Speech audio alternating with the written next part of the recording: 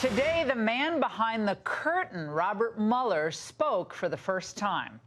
Now, if you expected him to have a booming, powerful voice and a reassuring presentation, you were sorely disappointed. He seemed and sounded older than his 74 years, almost tired, exasperated, and yet determined to throw elbows on his way out the door. The order appointing me special counsel authorized us to investigate actions that could obstruct the investigation. And as set forth in the report, after that investigation, if we had had confidence that the president clearly did not commit a crime, we would have said so. Now, that one statement from Mueller, the man we heard was the consummate professional, speaks volumes about perhaps the true motivations behind this investigation and speaks to prosecutorial bias and a sense of unprofessionalism. Alan Dershowitz is accusing Mueller of putting his thumb on the scale, saying Mueller went beyond the conclusion of his report and gave a political gift to Democrats in Congress who are seeking to institute impeachment proceedings against President Trump. By implying that President Trump might have committed obstruction of justice, Mueller effectively invited Democrats to institute impeachment proceedings. Now, as I said in my podcast today, as I was watching Mueller in real time, this kind of reminded me of Jim Comey's, you remember the FBI director's, his absurd non-indictment indictment of Hillary Clinton back in July of 2016. Although we did not find clear evidence that Secretary Clinton or her colleagues intended to violate laws governing the handling of classified information, there is evidence that they were extremely careless in their handling of very sensitive, highly classified information. Oh my gosh, I watched that whole thing again today several times. It is more disturbing the more you watch it. Now, as with Mueller, remember, Comey's job wasn't to opine on Mrs. Clinton's conduct in writing or on camera. His job as FBI director was to investigate the case, then merely present his findings to the Attorney General, his bosses at the Department of Justice. But instead, what Comey ended up doing, well, he managed to tick off everyone.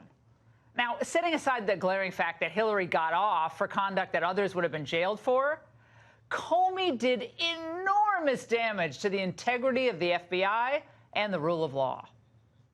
Although there is evidence of potential violations of the statutes regarding the handling of classified information, our judgment is that no reasonable prosecutor would bring such a case.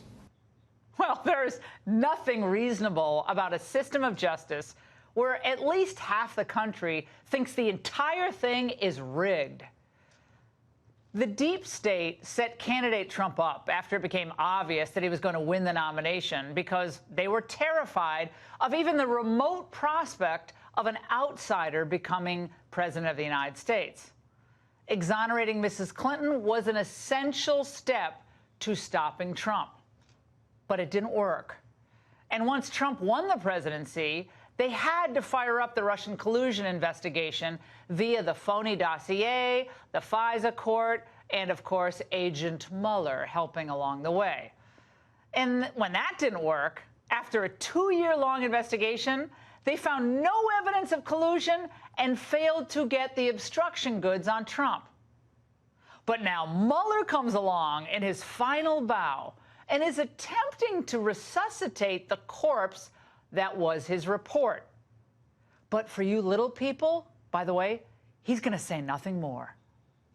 Any testimony from this office would not go beyond our report.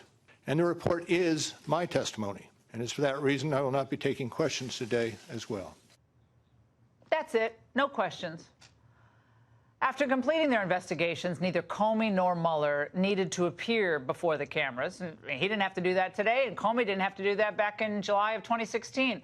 So why did they? Now, it wasn't because of Comey's feigned concern for transparency or because Mueller was closing up the special counsel's office, leaving for the last time. Thinking about it today, it was all partly due to the old sin of pride. We all suffer from it. But here it's a concern that they both had for their place in history. Remember, both men are lifelong products of the Washington legal establishment that at its core reviles a man such as Trump. Think about it. To be defeated or even embarrassed by a man that they believe is as uncouth and undignified as Trump and his supporters, well, that's unthinkable. Comey turned himself and the law into a pretzel to give Hillary a pass, then used the collusion crutch that led to the appointment of Mueller.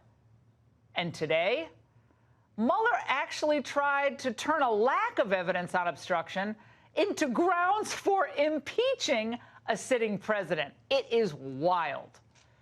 Both of them are trying to get back into the good graces of the in crowd. Both of them end their careers with a deafening thud. And that's The Angle.